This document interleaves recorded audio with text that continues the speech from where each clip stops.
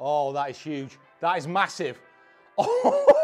Every now and again, I get very excited about a driver release. And this Wilson Dynapower Carbon driver is one of those. It could be a turning point for Wilson, who have gone through a bit of a doom loop from major winning clubs to pretty rubbish box sets to now a driver which I think can compete with the big boys. So here is a table of drivers that I've tested this year. All tests were conducted with 120 miles per hour swing, the same Ventus shafts, the same Pro V1 ball, and all the lofts at 8 degrees. For comparison, here are the recommended retail prices, although the chances are they may be cheaper in certain shops. The Wilson Dynapower Carbon driver comes in at £399, whilst not super cheap, is still undercutting the competition that it's going up against in this video. I've already done a video on these drivers at slower swing speed, but I've got the 8-degree head in the carbon version rather than the 10.5 which I had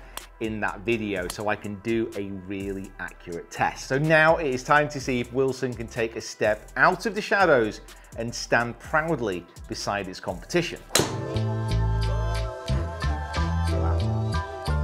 And I think that drive has literally just shown what this club is all about. So looking down at the driver, the design is actually quite simple.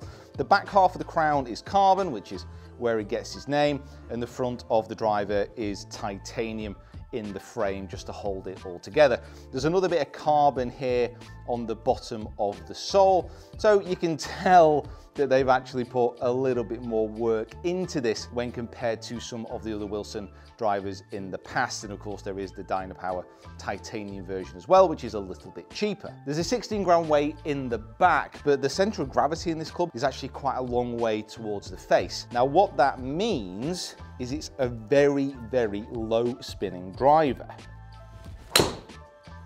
So if you manage to get the launch up in the air and carrying a decent distance, it means that with 120 mile an hour swing speed, I can hit it 353 yards. And overall, as I look down on this driver, I think it looks really good. It's quite simple. There's not anything crazy going on. You know, they could have had a bit more of a differential between the carbon and the titanium. It's all pretty matte black. You can obviously tell it's there, but I think it's subtly really nice. And you know what else it'd be really subtly nice? Is subscribing to the channel. Currently, almost half of you who are watching this video are not. It's free to do, helps the channel out, and also hit that bell icon so you're notified of all future videos. So I'm going to be testing this driver at 2 speeds, the 120 mile an hour mark, so I can get a good comparison against all the other drivers that I've tested so far this year. But then, at the end of this video, I'm also going to be going full out. And this will allow me to compare the Dynapower Carbon against my current driver, the current king of carbon, the TaylorMade Stealth 2 Plus. I must admit, I am pretty excited about this comparison because honestly, this driver is very good.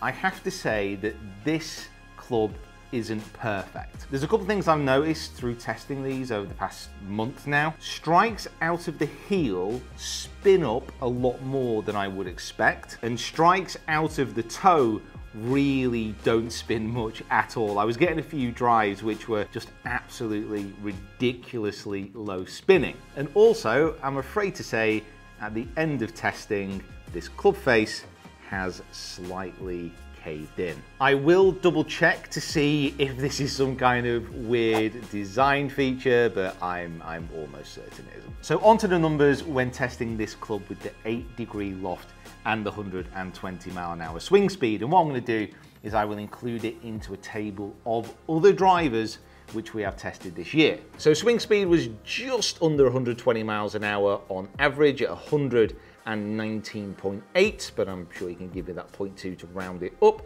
Backspin with strikes from the center, they were pretty consistent, so averaging out at 2,400, which is pretty good really on the course. That'll keep the ball up in the air for quite a long time, whilst giving a little bit of roll out the other side. Carry distance totals we have 306 on average with a total distance of 328, with the average ball speed being almost 171 miles an hour, 170.9. Now in the testing that we've done, this is only slower ball speed wise than the Callaway Paradigms, and if you think about the contrasting cost, that's not a bad place to be. Total distances and carry distances, again, that puts it pretty near the top of the table. But I know what you all want to see.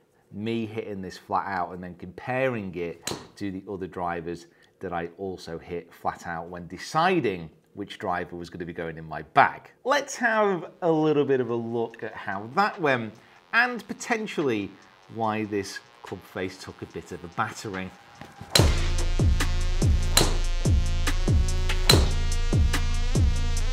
Oh, that is massive.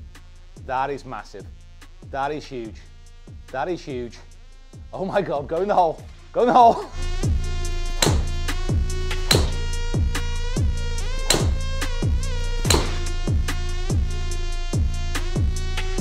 Oh. Oh. Oh. Oh. Oh.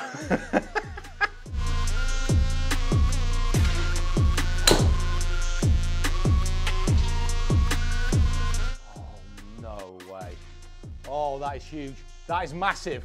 Oh.